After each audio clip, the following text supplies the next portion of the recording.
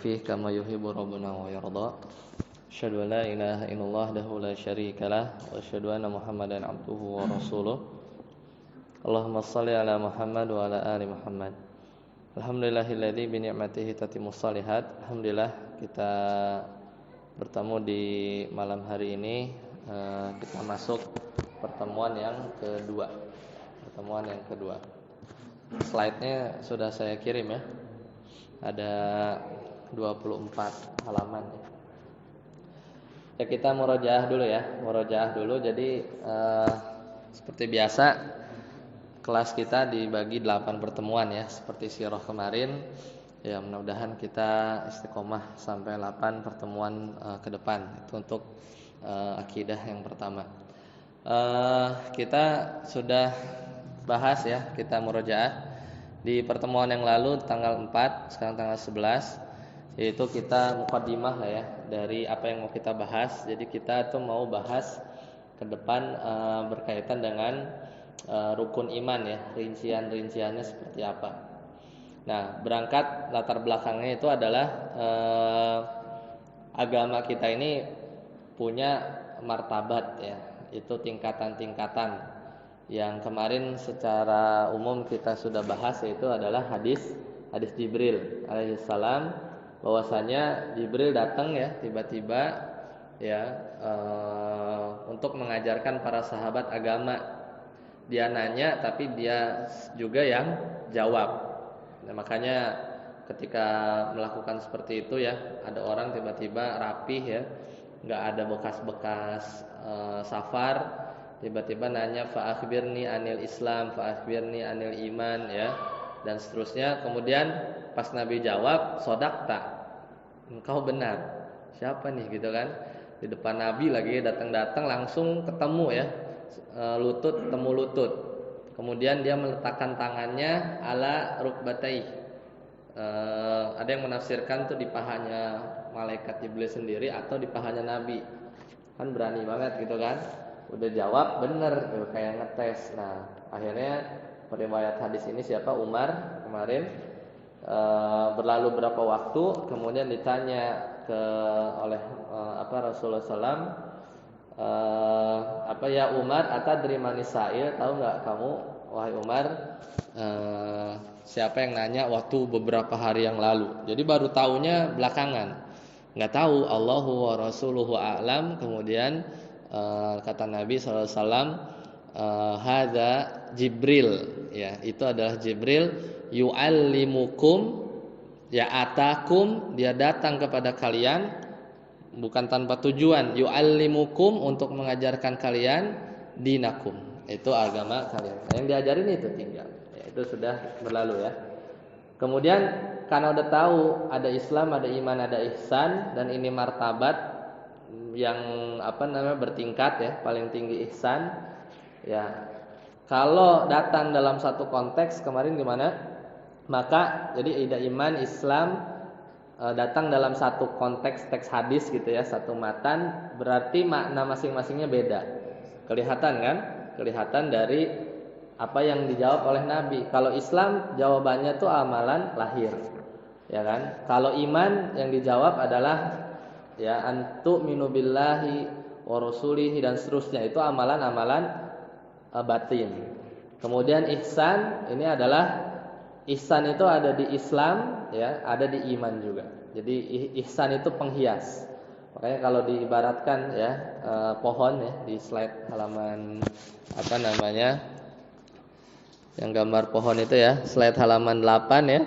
Itu agama kita tuh kalau ibarat pohon yang di subsurface, yang enggak kelihatan tanah, itu adalah akar-akar keimanan ya. Di akar-akar itu kalau dipoles ya dengan baik, dengan ihsan, maka jadilah imannya itu cantik ya. Kemudian yang keluar ke permukaan, mulai dari batang pohonnya, itu dianalogikan dengan ya batang, ranting, daun ya, buah, itu nanti pelengkap. Itu adalah bangunan Islam, di mana yang paling tengahnya ya menegakkan sholat ya, kemudian dari syahadat dan cabang-cabangnya. Nah, di Islam ini ada ihsan. Seperti itu. Itu gambaran yang sudah kita bahas. Nah, tapi kalau Islam sama iman disebut di kesempatan yang beda, maka Islam itu juga maknanya iman, ya. Terus ada kadang juga dalam hadis iman disebutkan dalam satu konteks tertentu. Maka termasuk iman juga adalah Islam. Ya, buktinya kemarin contohnya misalnya hadis yang berkaitan dengan iman itu terdiri dari beberapa cabang. Yang paling ini ngomongin iman tok ya, ngomongin cabang-cabang keimanan. Kemudian yang paling tinggi kan iman terdiri dari 70-an cabang, yang paling tinggi adalah perkataan la ilaha illallah. Loh, oh ini amalan lahir, ngomong ya kan? Dan yang paling rendah adalah ya imatatul adza anit thoriq, menyingkirin duri atau gangguan dari jalan. Ini juga lahiriah. Katanya tadi iman amalan batin. Iya, karena iman di sini disebutkan dalam satu konteks tersendiri, maka lagi ngomongin iman tapi tercakup Islam. Kemudian di akhir wal haya'u minal iman. Dan malu adalah sebagian dari iman. Oh, berarti malu baru amalan batin. Jadi kecampur. Jadi kalau ngomongin iman dalam satu konteks, Islam masuk. Contohnya malah disebutin itu cabang-cabang keimanan di situ adalah malah amalan lahir. Ya, malah amalan lahir. Ya, jadi contoh yang lain adalah kata bir dan at-taqwa ya, kemarin ya. Kata fakir dan miskin. Kalau di surat At-Taubah ya, ayat-ayat zakat, bahwasanya innamas shadaqatu lil fuqara'i wal masakin wal amilin dan seterusnya. Di situ ada fakir sama miskin disebut barengan. Maka fakir artinya lain, yaitu seorang yang dia itu penghasilannya setengah dari kebutuhan pokoknya. Misalnya dia butuh 5 juta, gajinya 2 juta. Nah, itu fakir. Wal masakin, nah masakin disebut setelahnya. Ini yang paling rada mending, tapi tetap aja kebutuhan 5 juta, gajinya 4. Nah, enggak cukup juga, cuman lebih dari 50%. Tapi di ayat yang lain ya, ketika kata miskin saja disebutkan ya, maka tercakup fakir gitu ya. Jadi itu yang disebut oleh para ulama idza ftaraqa ijtama'a, kalau dia ketemu idza ijtama'a iftaraqa, jika ada dua kata dia ketemu iftaraqa maknanya beda, wa idza ftaraqa ijtama'a ya, kalau dia malah berpisah sendiri-sendiri, fakir sendiri, miskin sendiri, itu malah ijtama'a. Fakir juga tercakup miskin, kalau ngomong miskin sendiri juga tercakup fakir. Ada bir, at-taqwa, fahisyah, sama kalimat-kalimat yang begitu tuh, al-bir wa taqwa, itu kalau gabung dia beda. Munkar sama fahisyah ya, fusuk sama isyan. Nah, itu contoh-contoh yang lain.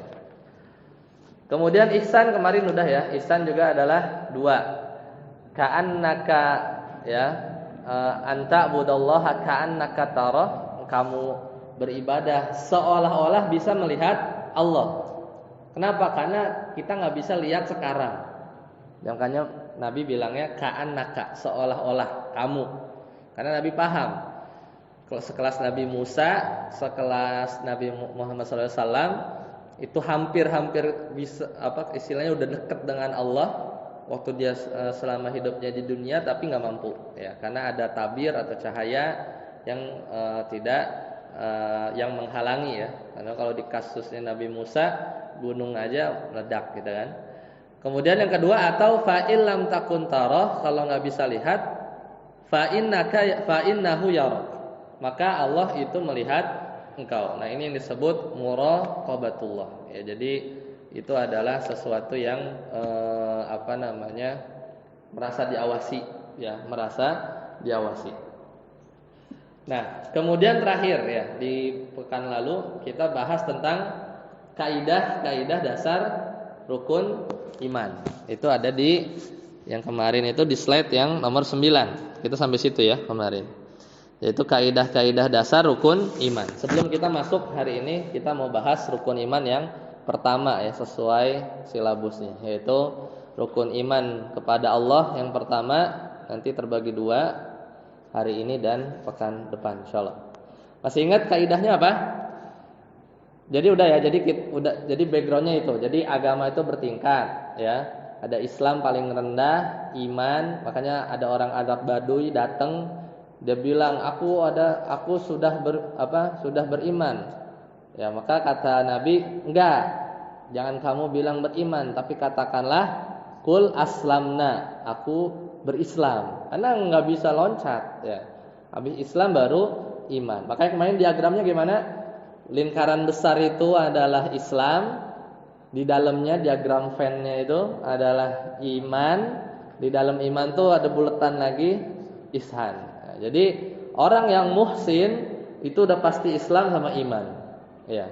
Orang yang beriman pasti Islam, tapi belum tentu ihsan, gitu ya. Gambaran diagram Venn. Balik lagi. Nah, karena kita mau bahas tentang rukun iman, kaidahnya ada 3 ya. Kaidahnya ada 3 yang kemarin kita sudah bahas satu persatu ya. Jadi dengan kaidah ini kita start ya, akan mulai membahas rukun iman yang keenam. Sebenarnya kalau tanya anak kecil hafal, cuman kita mau bahas rinciannya ya. Rinciannya itu mulai dari dalilnya apa, kemudian hukumnya apa, kemudian urgensinya apa, penyimpangannya apa ya. Seminimalnya itu ya, dalam 6 poin yang akan kita bahas ya ke depan. Nah, sebelum membahas ada kaidah dasar berlaku untuk semua rukun iman. Ada 3. Pertama apa? Beriman ya. Simpelnya ya, kaidah pertama itu adalah beriman kepada seluruh rukun iman, seluruh nih. Tuh 2 3 4 5 6 itu wajib, kudu, mesti ya. Enggak boleh parsial. Beriman 5 1 enggak, beriman 2 ya, 3 enggak. Apalagi beriman 1 5 enggak. Orang 1 aja gagal, itu maka cukup dikatakan seorang itu bisa terjatuh dalam kekufuran. Jadi ini kaidah yang paling atas dulu. Dari 6 kita tuh harus 6-6-nya. Enggak aci kalau cuman sebelah hilang 1 enggak boleh. Ya, dalilnya apa? Kemarin apa, surat Al-Baqarah yang kita di akhir 285. Ya amana rasulu bima unzila ilaihi mir rabbihi wal mu'minun. Terus sampai habis ya. Kullun amana billah wa malaikatihi wa kutubihi wa rusulihi la nufarriqu baina ahadin mir rusulihi wa qalu sami'na wa ata'na ghufranaka innaka ya rabbana wa ilaikal masir. Ya, ghufranaka rabbana wa ilaikal masir. Nah, dalam ayat ini Allah enggak misahin semua rukun iman yang 6. Coba hitung. Ya. Beriman ya tadi ya. Kullun amana billah wa malaikatihi wa kutubihi wa rusulihi. Baru 4. Ya. Kemudian wa ilaikal masir, hari akhir. Satu lagi mana? Qada sama qadar. Qada sama qadar itu udah kecakup di amanah billah. Ya, karena takdir ya, takdir pada baik dan buruk itu sejatinya kita beriman kepada sifat ya, dan nama dan sifat Allah, yaitu adalah Al-Qadir, Allah yang Maha menciptakan. Jadi udah tercakup di keimanan kepada Allah. Ya, kalau perlu ayat yang lain ada, yaitu berkaitan dengan ayat-ayat tentang takdir. Itu dari Al-Qur'an. Kalau dari hadis, kemarin kita udah bahas itu apa? Hadis Ibnu Umar. Ya, hadis Ibnu Umar ini anaknya Umar. Umar yang meriwayatkan hadis Jibril tadi. Punya anak namanya Abdullah bin Umar. Singkat cerita, Nabi udah wafat, kemudian di zaman sahabat datang ya orang yang mengadu ke Ibnu Umar bahwa sesungguhnya di satu tempat, ini masih zaman sahabat ya berarti bawah-bawahnya tabi'in, ada orang yang beriman kepada Allah, Rasul, kitab, hari akhir, tapi dia nggak beriman kepada qada dan qadar. atau beriman kepada takdir. Maka komentar Ibnu Umar apa? Sesungguhnya Allah tidak akan menerima infak mereka.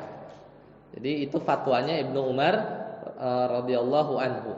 Sesungguhnya Allah tidak akan menerima infak mereka. Komennya begitu aja. Padahal pas dia datang itu dikabarkan dia beriman kepada Allah, kepada Rasul, kitab, malaikat, tapi dia nggak percaya sama takdir. Kata mereka, kita ini jalan kayak apa, wayang-wayangan yang dimainin itu, ya ada tali-talinya itu kan.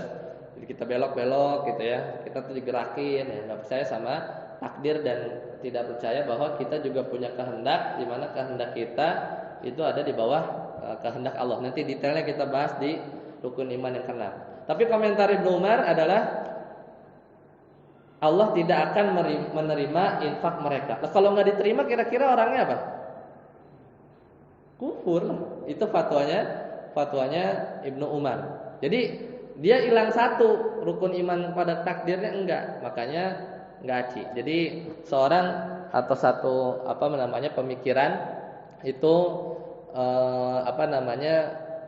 bisa dicek ya, apakah dia benar atau tidak. Salah satunya dengan screening awal. Pekan lalu ya ada cerita ya. Jadi waktu ada di MUI itu kita tuh punya istilahnya tuh data sheet buat ngecek satu yang aneh-aneh gitu ya, itu termasuk menyimpang apa enggak. Tapi biasanya melakukan itu dari orang-orang yang ada di divisi penelitian ya. Biasanya kadang dia nyamar ya, kadang dia jadi pengikut aliran itu gitu ya. Kemudian dia scoring. Kira-kira ini pengajian atau aliran tertentu itu statusnya gimana gitu ya? Apakah hanya menyimpang tapi bisa tobat ya? Apakah memang sudah dicoret bukan Islam? Itu ada scoringnya. Bahkan bertahun-tahun mereka neliti ya. Jadi di 2017 itu sampai si yang ternyata orang yang MUI ini itu udah jadi kaki tangannya ya inilah kiai atau gurunya di aliran itu. Kan berarti segitu ininya kan ya intelnya lah bahasanya gitu. Jadi tapi di scoring sebelum nanti publish muncul fatwa atau apa itu ada penelitian. Nah, salah satunya itu biasanya ngecek ya di bab-bab keimanan ini apa yang dilanggar ya. Kemudian dicari tahu dengan pertanyaan, bukan pertanyaan open ya. Open itu apakah kamu percaya ya, itu kan pertanyaan open ya, terbuka itu kan nggak bisa. Itu kan bisa aja dia jawabnya iya tapi dikasih dilihat dari apa yang disampaikan dan lain-lain. Nah, kaidah yang kedua apa? Ketika kita mengimani masing-masing dari 6, misal iman malaikat, itu juga harus menyeluruh, nggak boleh parsial. Saya mah percaya sama malaikat, cuman Jibril aja gitu ya. Malaikat yang lain enggak, malaikat maut enggak percaya. Atau malaikat apa gitu ya. Enggak aci ya. Kalau misalnya saya beriman pada nabi, semua nabi beriman kecuali Nabi Muhammad, enggak bisa. Nah, itu juga tidak bisa. Saya percaya sama Injil, Taurat, punyalah versi asli, terserah lah kok. Tapi Al-Qur'an enggak bisa juga ya. Tidak bisa juga. Jadi enggak di masing-masing 6 ini kita berimannya harus menyeluruh. Enggak boleh potong-potong. Saya percaya sama takdir, tapi cuma takdir baik doang, enggak boleh. Gitu ya. Enggak boleh, enggak bisa seperti itu. Nah, yang terakhir adalah ketika kita mengamalkan rukun iman yang 6 ini kaidah yang ketiga, kita berimannya itu pakai dalil, bukan semata-mata percaya dan atau dibangun di atas landasan yang keliru. Nah, itu nggak boleh juga. Nanti contohnya ada ya, kita bahas di rincian setelah ini. Jadi yang ketiga itu kaidahnya, kita beriman nih sama Allah ya. Kita yakin bahwa Allah itu ada. Tapi ada tapinya. Misalnya kayak orang-orang filsuf ya, para filsuf atau yang sudah terpengaruh dengan filsafat. Dia yakin bahwa Allah itu ada, tapi dia juga yakin bahwa alam ini ada bersama dengan apa namanya keazalian Allah. Azali tahu ya? Kalau apa namanya maju terus ke masa depan itu namanya abadi ya. Jadi besoknya lagi sampai terus sampai surga lah, surga neraka. Itu waktu yang infinite ya, nggak terbatas, itu namanya abadi. Tapi kalau mundur terus sampai sebelumnya gitu ya, sampai nggak ada ujungnya tapi mundur, itu namanya azali. Nah, Allah itu sifatnya azali. Dan Allah bersendirian ya pada masa itu ya, pada masa azali yang nggak tahu ujungnya. Nah, ada orang dia yakin bahwasanya Allah itu ada dari sejak azali, tapi juga yakin bahwa bersama dengan alam. Alam ini juga azali bersama Allah. Nah, itu keyakinan yang salah. Kenapa? Karena alam itu diciptain ya. Pasti ada satu masa di mana waktunya itu nol gitu ya. Maksudnya teng gitu ya, Allah ciptain gitu kan. Alam ini udah jalan terus sampai sekarang. Tapi sebelumnya nggak ada alam gitu. Tapi kalau keyakinan mereka ya, karena terjebak sama pemikiran filsafat mereka, mengkonsekuensikan bahwa alam itu jadinya azali juga bareng sama zatnya Allah Subhanahu wa taala. Dan ini ya Allah kita sucikan dari dari sifat yang seperti itu ya. Karena nantinya jadi ada yang sama gitu ya dengan Allah, padahal Allah Maha Esa. Itu contoh yang kaidah ketiga itu nggak dipenuhi. Jadi dia yakin sama Allah tapi pendalilannya atau pendasarannya itu keliru. Contoh yang lain, misalnya kita beriman sama malaikat enggak? Iya. Berapa yang diimani? Ya, pokoknya Jibril, Mikail, semuanya dah saya iman. Ya. Cuman versi ya sama. Ya, biasanya yang terjatuh itu orang-orang ahli filsafat ya, yang filsafat Yunani ya, yang mereka bilang bahwa saya percaya sama malaikat, cuman mereka meyakini bahwa malaikat itu sesuatu yang abstrak. Jadi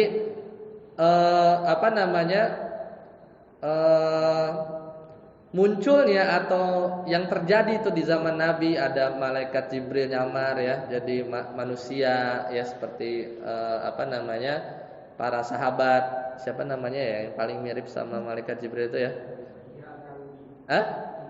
Ya itu nyamar sama itu sahabat yang perawakannya itu paling sering diserupain sama malaikat Jibril. Kemudian malaikat Jibril nampakin wujud aslinya, yaitu ada sayapnya ya, yang sayapnya itu dari ufuk barat ke timur.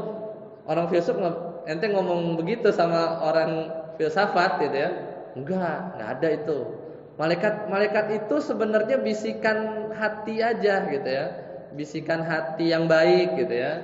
Tapi kalau bisikan hati yang jelek ini setan namanya. Nah, dia nggak percaya adanya bahwa malaikat itu benar-benar diciptakan dari cahaya. Nah, itu nggak bisa. Karena kaidah ketiga dilanggar. Karena yang benar kita beriman kepada malaikat, detailnya pokoknya malaikat yang dikabarkan oleh syariat kita beriman. Dan juga malaikat yang kalau Allah kabarkan, malaikat ada sayap, dia bisa terbang, kemudian masuk ke Baitul Ma'mur, habis masuk gak keluar lagi, jumlahnya banyak. Kemudian ada malaikat yang megang rantainya neraka itu kan 70.000. Ya, kita beriman sama rincian-rincian itu baru benar ya. Tapi kalau ngomong beriman tapi pas ditanya digali, emang gimana sih malaikat yang ada sayapnya itu? Kan kata Nabi iya, enggak, malaikat itu bisikan baik hati aja gitu. Nggak percaya dia sama. Nah itu enggak. Berarti poin yang ketiga itu tidak terpenuhi ya. Jadi harus ada 3. Dipahami ya? Atau misalnya satu lagi kemarin yang dicontohkan, kita beriman sama Nabi. Beriman nggak sama Nabi? Iya. Berapa? Semuanya ya. Yang Rasul 300-an atau Nabi 12.000-an, pokoknya beriman. Nabi Muhammad beriman nggak? Iya. Ya, gitu. Tapi pas ditanya atau pas ditanya Nabi Isa misalnya, ternyata dia beriman Nabi Isa cuman dengan meyakini bahwa Isa itu adalah Tuhan. Dia salah kasih atribut ya. Dia salah memberi sifat kepada nabi, tapi dia beri sifat nabi tersebut sifat-sifat ketuhanan. Atau kayak orang Yahudi, dia beriman kepada Nabi Isa, tapi dia kasih atribut ya kepada Nabi Isa bahwa Isa itu anak zina. Beriman ya, dia udah ngelihat Nabi Isa, tapi dia kasih atribut yang salah atau sifat-sifat yang tidak sesuai. Ya, padahal Nabi Isa itu adalah nabi yang mulia, hamba Allah bukan Tuhan, dan juga dia adalah hamba yang mulia, bukan anak zina. Maka itu nggak bisa ya, tidak bisa. Atau misalnya contoh kitab, ente percaya sama Al-Quran? Iya. Apa aja?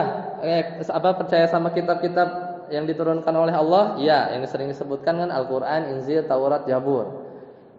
Pas kita tanya ya ke orang-orang Syiah misalnya, percaya nggak sama Al-Quran? Percaya. Cuman dengan meyakini bahwa Al-Quran yang sekarang itu sudah tidak sama lagi seperti Al-Quran yang diturunkan oleh malaikat waktu dulu, karena orang-orang Syiah beranggapan Al-Quran sudah dirubah ya oleh para sahabat. Maka keimanannya di bab itu nggak bisa ya, dia sudah melanggar kaidah dari keimanan tersebut. Ya, mudah-mudahan dipahami, itu gambaran singkatnya. Sekarang kita masuk di pertemuan hari ini. Kita akan bahas yang pertama, yaitu adalah iman kepada Allah. Ya, iman kepada Allah. Ini mulai dari halaman ya 11 lah ya. Nah, jadi iman kepada Allah mudah-mudahan cukup ya pertemuan ini sama pertemuan besok. Nah, jadi balik lagi ya, iman ini kan kita sesuatu yang batin. Dimulai dari yang paling utama. Dan ini yang paling penting sebenarnya dari keimanan kepada Allah tuh, baru kita percaya sama yang bawah-bawahnya. Rasul, kitab, itu setelah yang ini ya. Susah kayaknya kalau kita percaya yang bawah dulu terus percaya kepada Allah belakangan. Karena mau nggak mau yang nyiptain Rasul, yang nurunin kitab, yang nyiptain malaikat ya Allah. Makanya poin 1 ini yang harus dipegang. Dan nanti yang paling besar penyimpangannya itu adalah 2, yaitu adalah orang-orang yang ateis ya, yang dia menafikan adanya Tuhan, jadi menafikan eksistensi ya adanya Tuhan, sama orang yang menduakan. Nah, itu aja, musuhnya itu 2 aja. Jadi di bab ini ya adalah orang yang menafikan adanya tidak ada Tuhan dan orang yang dia tidak mengesahkan Allah. Makanya di rukun di bab beriman kepada Allah, rukunnya 2. Kalau 2 rukun ini sudah kita lakukan, sebenarnya udah selesai, udah langsung geser lah. Kita pindah bab iman kepada Rasul, ya malaikat, ya wa malaikatihi. Ya, kita pindah geser. Jadi kalau di diri kita 2 rukun ini sudah terpatri dengan benar, ya maka insya Allah lah, mudah-mudahan keimanan kita kepada Allah ini sudah terpenuhi. Nah, rukun yang pertama adalah kita meyakini ya bahwasanya Allah itu wujud. Ya, eksistensinya itu ada. Ini kalau ngomongin eksistensi, cuman kalau pakai bahasa mantik lah atau logika ngumet. Tapi pokoknya udahlah, fitrah kita ada kan. Tapi kalau ngomongin tentang ini tuh dibikin pusing bisa. Tapi kalau dibikin simple kayak anak-anak aja, bocah gitu kan. Paling gampang ngedoktrin anak itu tentang keimanan kepada Allah. Kenapa? Karena sudah ada fitrah. Nah, nanti fitrah ini bagian dari dalil ya. Nah, kan kita nanti ngomonginnya kan tadi katanya kalau beriman di poin 1 sampai 6 ini kan harus tahu dalilnya kan. Nah, nanti kita ceritakan sedikit. Nah, poin pertama itu adalah kita meyakini bahwa Allah itu ada, wujud. Eksistensi lah kalau bahasa apa ya, orang yang pernah ada kuliah filsafat gitu ya, eksistensi. Tahu enggak eksistensi? Eksistensi itu ya kalau kamus itu keberadaan. Cuman kalau jadi itu ada eksistensi, ini mah intermezzo aja ya. Kalau nggak ngerti nggak apa-apa, nggak dosa ya. Eksistensi, ada substansi, ya, ada aksiden, ya. Kalau misalnya kita ngomongin air laut, ya, air laut, ya. Kemudian tahu kalau substansi, ya, substansi itu kan isinya, ya. Berarti kalau substansi itu air lautnya, gitu ya. Kemudian kalau terus kemudian eksistensi itu tempatnya, ya. Kemudian aksiden itu kalau ketemu dua-duanya, ya. Kalau ada air laut, airnya dikuras, semuanya keluar, ya. Atau laut, ya, kita punya laut, kita tahu laut lah, ya. Laut itu kan ada unsurnya adalah air laut adanya. Kemudian ada laut, airnya dikuras, disebut laut enggak? Ketika substansinya dibuang, kemudian disebut laut enggak? Ya enggak lah, ya. Karena bagiannya itu udah dicopot, jadi eksistensi laut itu enggak ada, karena airnya udah dikuras. Misalnya ada laut terus dia hilang. Nah, ini kalau ngomongin ini biasanya dibawa ke ranah ketuhanan, itu jadi makin mumet. Tapi sebenarnya bisa dijelasin, cuman waktunya nggak cukup, ya. Kadang mereka, ya, orang-orang yang mencari Tuhan lah atau apa, itu pakai bahasa-bahasa begitu, ya. Yang kadang dia kejebak sama tersendiri, akhirnya Allah nggak ada gitu. Padahal dianya aja otaknya nggak nyampe. Padahal sebenarnya mau dibikin gampang. Nah, yang poin pertama ini, jadi kita yakin bahwa Allah ada. Udah yakin dulu. Kadang kita tuh yakin Allah ada itu nggak perlu pembuktian dulu baru yakin. Yakinin dulu aja. Karena udah fitrah, nanti ada buktinya, ya, ada buktinya. Karena tuh langsung klop. Mau pakai dalil yang di Al-Qur'an ada, misalnya yang bahwa kita dulu itu udah ikrar waktu kita nggak inget tuh di rahim, bahwasanya kita bersaksi, ya, bahwa Allah adalah, udah beriman kita. Pas lahir awal-awal ya kita jahil, ya.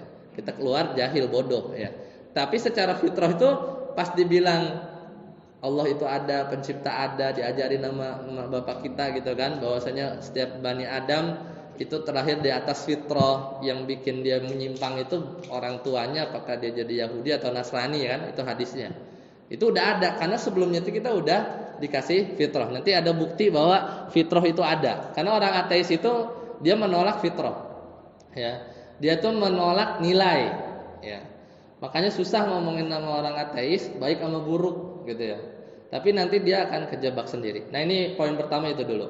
Insyaallah semua paham bahwasanya Allah itu ada, ya, Allah ini ada. Nanti kita lihat dalilnya.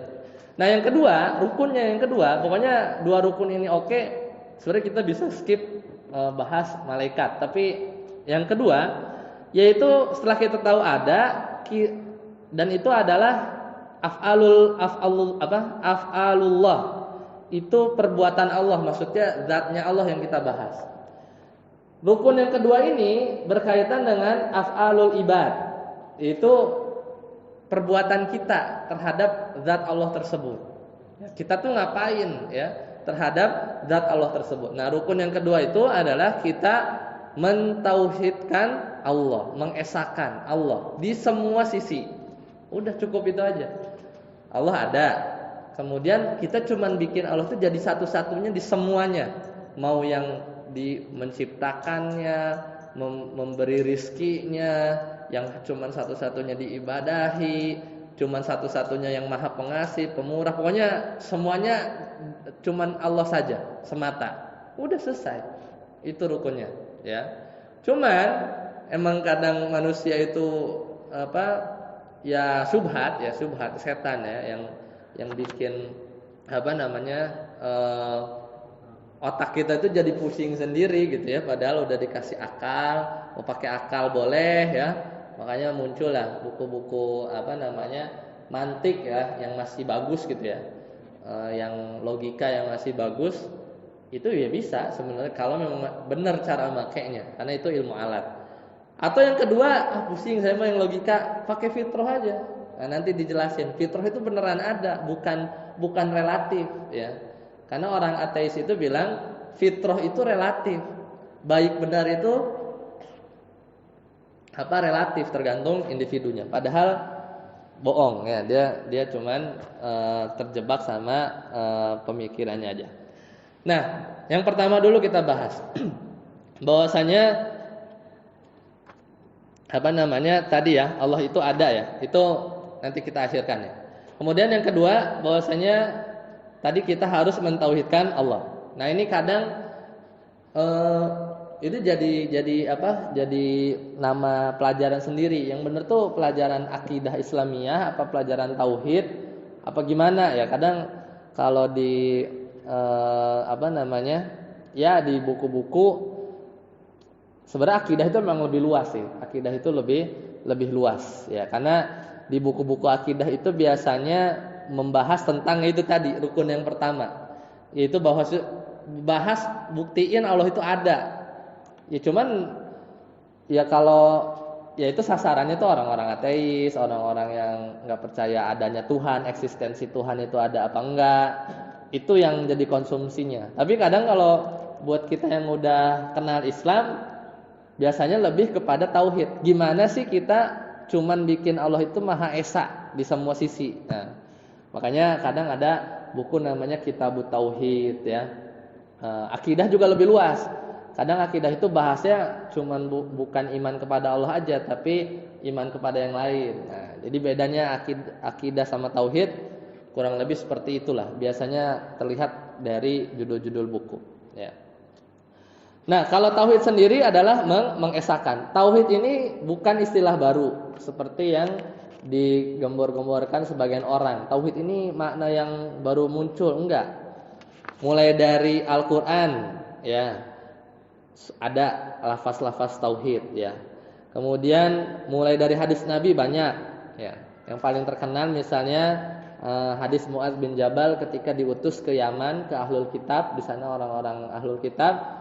Kemudian kata Rasulullah SAW, ya maka hal yang pertama kali untuk didakwahkan kepada mereka adalah ketika kamu datang maka serulah Ahlul Kitab itu kepada Allah ilaha illallah, kepada tauhid.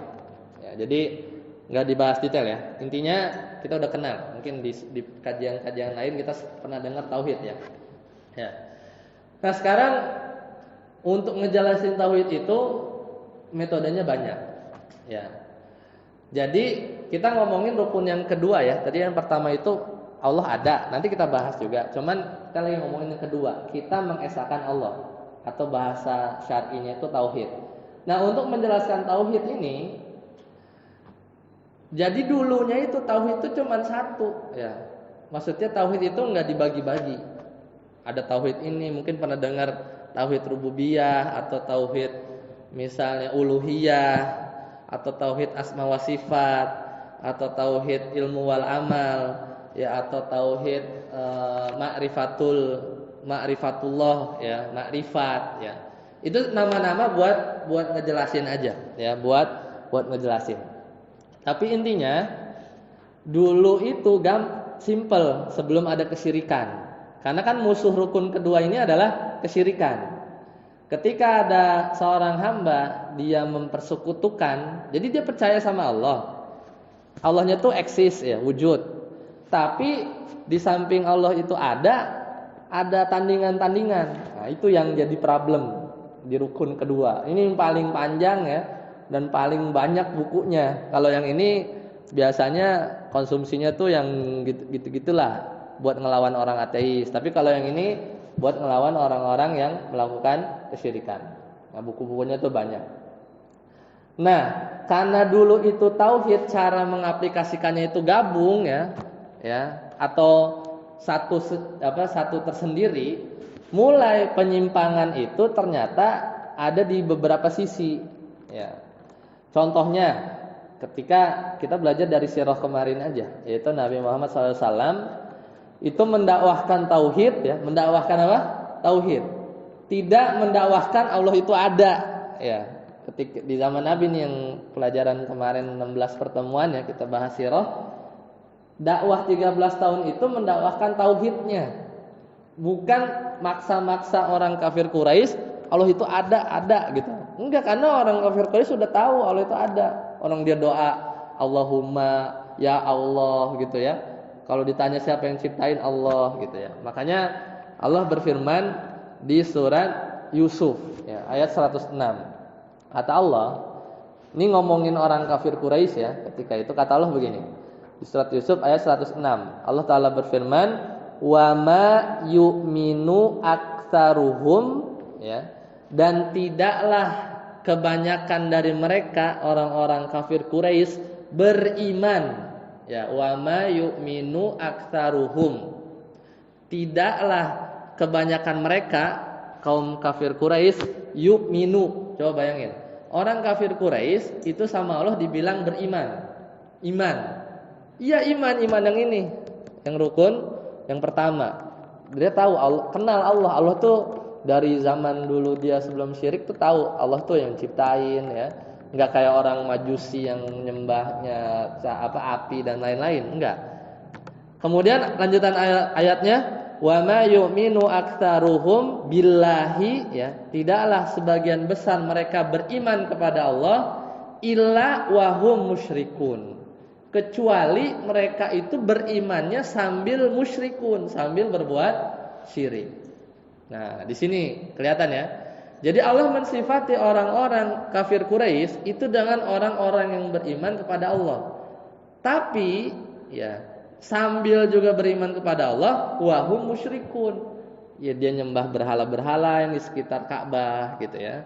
Dan dia mempersekutukan, dia ibadah nyembelih juga buat Allah juga buat berhala-berhala juga. Nah, jadi gara-gara itu gara-gara orang musyrik yang menyimpang duluan, kita ngejelasinnya kudu dibagi jadinya.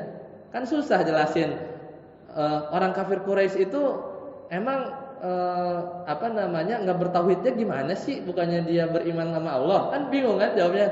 Iya sih beriman, cuman ngejelasinnya gara-gara mereka nyimpang di satu sisi ya kita jelasin. Di situ dia enggak bertauhid.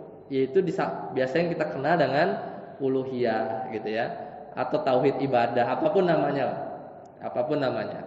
Jadi pembagian tauhid ke berbagai macam nama-nama itu ya gara-gara orang-orang nyimpangnya di bagian itu. Coba nggak ada, ya tauhid jelasinnya enak. Pokoknya kita mengesahkan di Allah yang Maha mengatur, menciptakan. Kalau kita ibadah juga hanya buat Allah, sifat-sifat Allah cuman milik Allah aja, nggak ada yang serupa, udah gitu. Cuman karena pas di realitanya nih, dakwah 13 tahun itu yang terjadi adalah penyimpangan di sebagian tauhid. Makanya jelasinnya dari rincian-rincian yang atau cabang-cabang itu. Jadi mau nggak mau terbagi secara tidak langsung. Satu, ya. Yang kedua, memang kadang Allah juga di Al-Qur'an, metode Al-Qur'an itu jelasin tauhid itu dicampur. Misalnya, jadi Allah itu nyebutin dulu tentang misal ya, Allah menyebutkan ayat tentang Allah menciptakan Allah menciptakan langit, bumi, ya. Kemudian Allah yang menurunkan hujan. Nah, ini ngomongin tauhid dari sisi ini. Anda nggak mau nyebut namanya lah. Pokoknya Allah yang menciptakan langit, bumi, nurunin hujan, memberi rizki. Nah, tapi biasanya lanjutan ayatnya ailahun ma'allah gitu ya.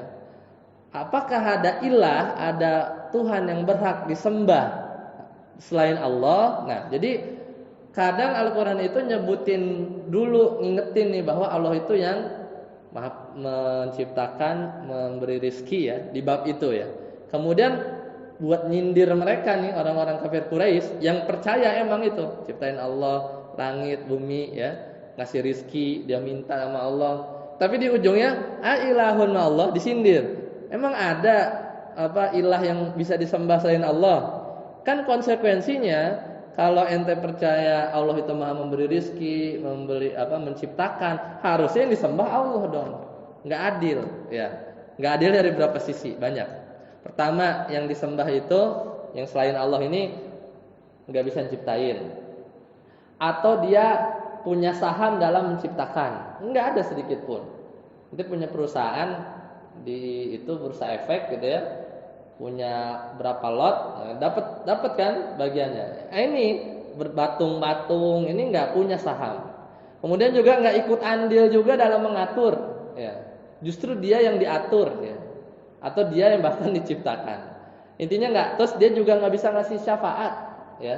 Kan klaim-klaim orang yang mohon maaf, misalnya dia meminta sama kuburan, kan klaimnya dia orang soleh, dia bisa ngasih syafaat.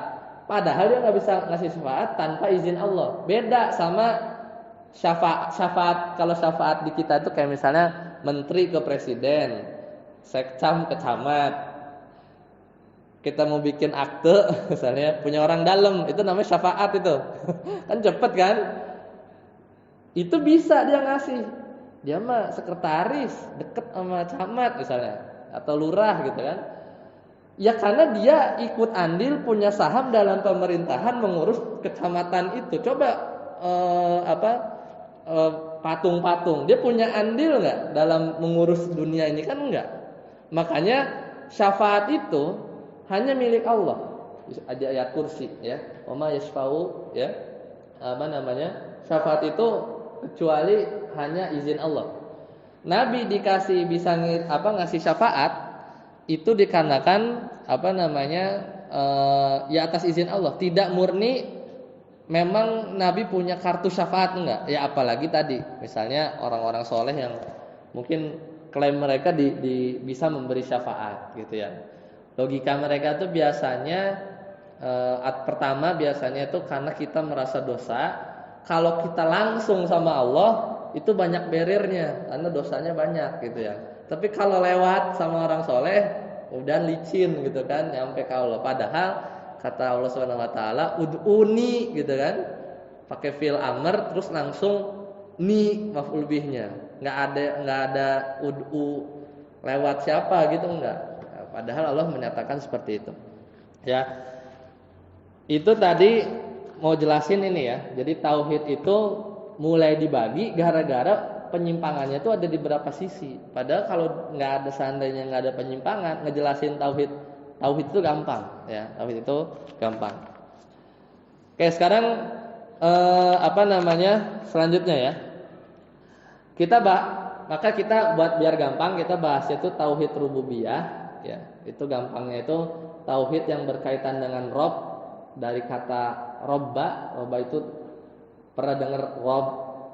Tarbiyah, ya, tarbiyah itu penjagaan, menjaga. Kita tuh anak ngerawat itu namanya tarbiyah. Kemudian Rabbul Ibil, Rabbul Ka'bah, ya, itu artinya pemilik, ya, dari kata Rabb, ya. Nah, kenapa kita harus ya mentauhidkan Allah dari sisi rububiyah? Ya, karena udah konsekuensi, ya. Pertama, justru dari kita mentauhidkan Allah, ya, dari sisi rububiyah Allah itu sumber kebahagiaan kita.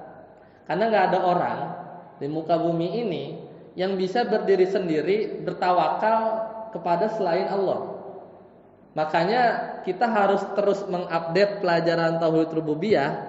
Kalau kita udah kelamaan atau tenggelam dalam dunia, ya, tenggelam dalam dunia. Kita tuh udah kejauhan gitu ya.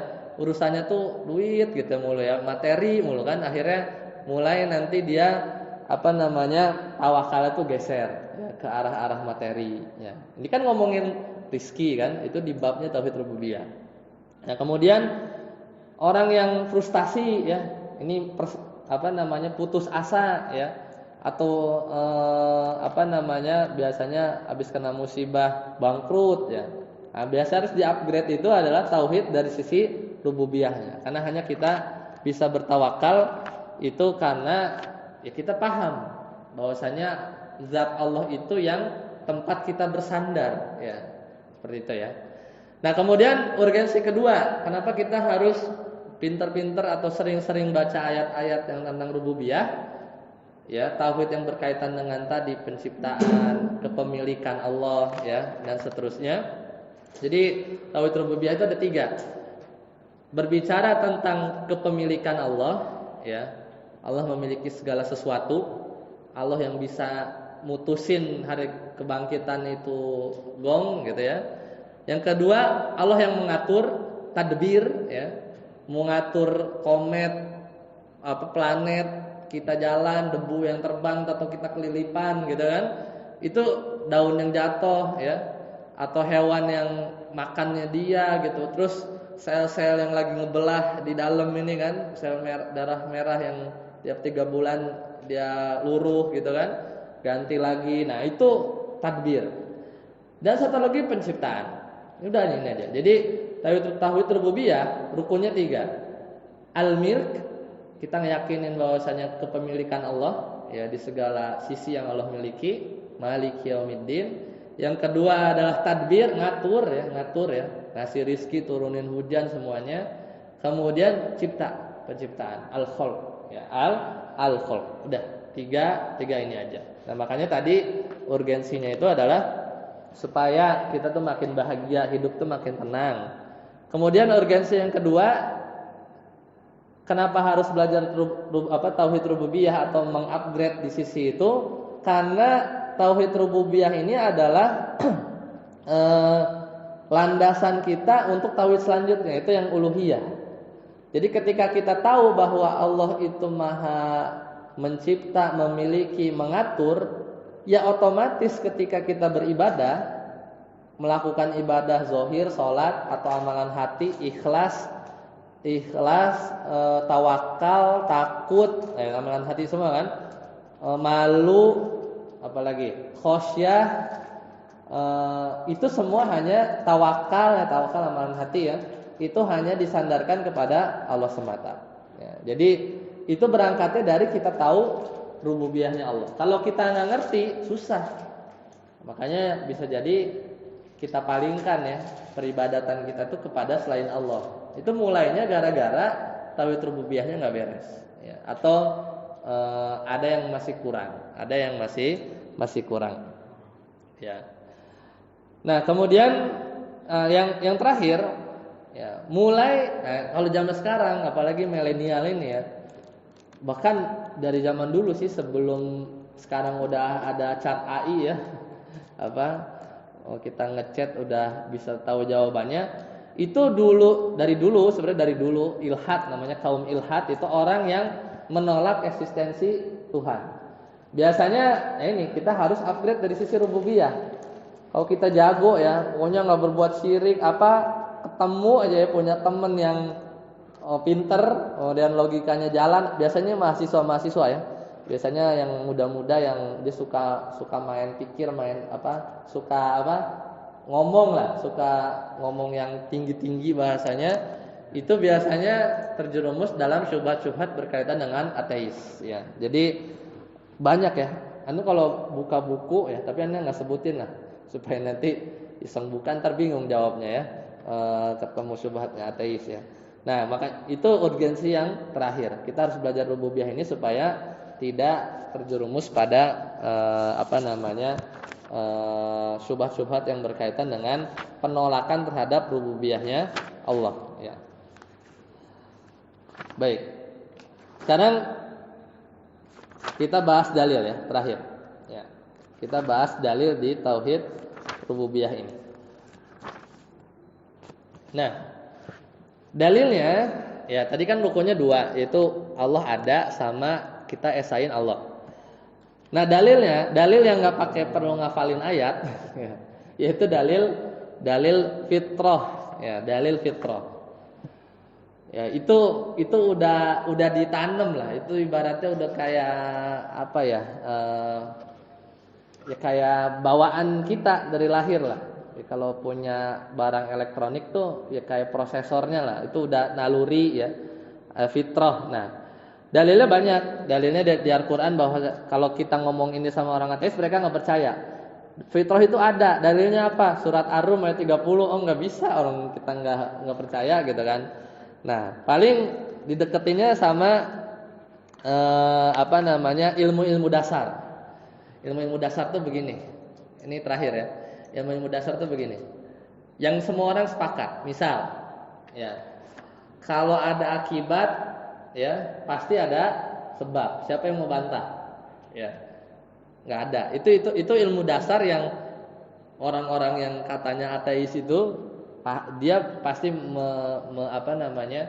mengiyakan itu. Kemudian ilmu-ilmu dasar yang sederhana lah. Biasanya satu itu lebih kecil daripada tiga. Ya. Tidak bisa dua hal kontradiktif bersamaan. Misalnya kita bikin lingkaran, tapi ada tiga sisi. Gimana caranya? Bikin lingkaran tapi tiga sisi. Atau coba bikin segitiga, tapi sisinya 4, kan nggak bisa. Ya. Atau misalnya bisa nggak orang dia turun sekaligus naik, ya kan? Jadi dua hal kontradiktif, ya, tidak bisa bersatu, ya, tidak bisa bersatu. Nah itu ilmu-ilmu dasar. Nah berangkat dari situ, barulah kita dialog lah, misalnya sama orang-orang ateis yang bilang Tuhan itu nggak ada gitu ya. Munculin ciptaan Allah, ya. Karena orang ateis itu bilang alam ini, ya, alam semesta ini itu muncul tiba-tiba, ya. Tiba-tiba aja gitu ya, tiba-tiba aja. Jadi mereka meyakini seperti itu. Kemudian ada dialog lah untuk menggambarkan yang paling mudah ya, antara orang yang ateis dengan orang yang agama. Ya. Pertanyaannya nggak tahu ini perlu konsentrasi nih kalau jam segini misalnya bingung ya. Jadi dialognya begini. Orang ateis bilang, orang yang agamais ya, agamais ini yang percaya dalil gitu-gitu ya. Itu bilang, kamu percaya nggak sama ilmu-ilmu dasar tadi yang saya sebutin, misalnya akibat ada dengan sebab, dua hal kontradiksi itu nggak bisa bergabung. Itu kan hal-hal dasar ya. Tapi memang kalau buat anak kecil kudu dilatih kalau yang kayak gitu. Cuman kalau udah dewasa insya Allah paham. Nah, ditanya orang ateis ini kamu percaya nggak ilmu-ilmu dasar tadi? Ya, ilmu-ilmu dasar tadi. Kata orang, karena dia tahu, ya orang ateis bilang enggak, saya nggak percaya. Karena dia mau nggak mau harus bilang enggak supaya karena yang agama ini akan menggiring dengan ilmu-ilmu dasar itu bahwa Allah itu ada. Kemudian orang ateis bilang enggak, saya nggak percaya. Maka ketika dia bilang nggak percaya, kemudian orang yang agamais ini bilang, bahkan kamu udah percaya itu ilmu-ilmu dasar. Enggak, saya nggak percaya gitu ya. Ditimpali lagi, justru kamu makin nunjukin kamu tuh percaya sama ilmu-ilmu dasar. Akhirnya dia bingung, pas dikasih tahu, kamu itu percaya ya, kamu tuh percaya dari hal-hal yang kamu sendiri itu tidak percaya. Paham nggak maksudnya? Paham nggak? Apa pusing? Ya memang kalau dibikin pusing, kalau enggak. Jadi orang ateis itu bilang, kamu percaya nggak ilmu-ilmu dasar itu ada kayak sebab akibat gitu-gitu ya? Enggak, saya nggak percaya. Bahkan kamu tuh percaya, ngomong gitu tuh kamu percaya. Jadi si ateis ini sejatinya dia itu percaya pada hal yang tidak dia percayai itu, ya kan? Dia harus ngomong percaya terhadap hal-hal yang tidak percaya. Kenapa? Karena percaya di versus tidak percaya itu nggak bisa digabung, ya nggak? Dia mau ngomong percaya itu kalau dia nggak mungkin dia jawabnya gini, saya percaya sambil tidak percaya, bisa nggak? Nah, kebayang nggak maksudnya? Jadi secara langsung ya si ateis ini dia mengiyakan bahwa ilmu-ilmu dasar itu ada, yaitu adalah dua hal kontradiktif itu nggak bisa bergabung. Nah, jadi akhirnya dia kalah. Dia kalah. Satu lagi, orang ateis itu dia nggak bisa nimbang baik sama buruk, ya. Jadi dia tuh nggak percaya akhlak, ya. Makanya dia tuh kan sebenarnya orang ateis itu cuman pengen melampiaskan hawa nafsu mereka tanpa ada Allah apa neraka, dosa gitu. Ujungnya mah gitu. Semuanya itu pengekor hawa nafsu. Makanya kata mereka kan, orang tuh yang apa namanya, kecondongan seksualnya misalnya ke hewan atau ke laki-laki atau apa, itu mah relatif ya, tergantung orangnya gitu kan. Apa namanya, nggak ada baik sama benar gitu, nisbi sifatnya. Padahal enggak ya, di kita kan ada akhlak ya, ada nilai-nilai akhlak. Buktinya apa? Misalnya ada orang ateis, kemudian kita bilang, anak kamu nih misalnya dizinain orang, mau nggak? Pasti dia nggak mau bilangnya. Pasti dia nggak mau, karena itu hal yang nggak mengenakan. Tapi dia buat ke orang lain, ya dia apa namanya, dia bilang nilai-nilai akhlak itu relatif ya, padahal tidak ya. Jadi apa namanya, seperti itu. Jadi mereka nggak mau ya apa namanya, bilang bahwa ada nilai ya, nilai hati kita ya. Secara fitrah kita tahu ya, secara fitrah itu kita tahu bahwa tidak ada ini ya, tidak apa namanya, tidak ada baik dan benar itu secara hati kita tuh udah tahu ya, mana yang baik, mana yang benar. Dan di dunia ini juga tidak ada ya tempat yang, atau pertama, ateis itu minoritas. Jadi kita nggak usah bingung sama ateis. Ateis itu minoritas. Dia itu cuman hanya sekelompok kecil. Buktinya apa? Coba cari di dunia ini satu tempat yang kagak ada tempat ibadahnya. Pasti dikit. Ya, pasti dikit.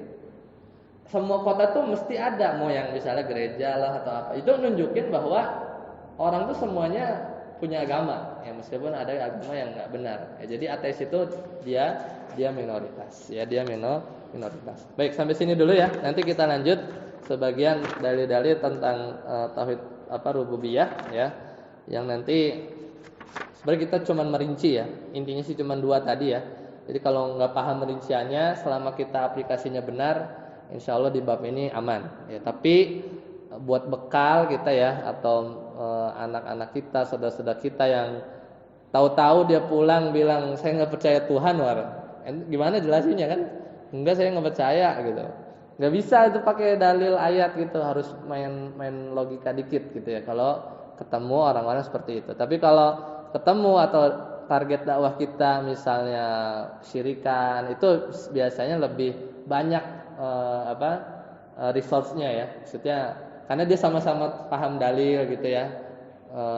Berdialognya lebih mudah. Tapi kalau yang nggak percaya, udah Allah nggak ada. Kalau Allah nggak ada, gimana mau percaya Al-Quran? Itu susah berdalil. Makanya harus dengan dalil-dalil ilmu-ilmu dasar, ya logika, atau yang biasanya mereka bilang dengan mantik ya, tapi mantik yang yang masih benar ya. Wallahu taala alam bisawab.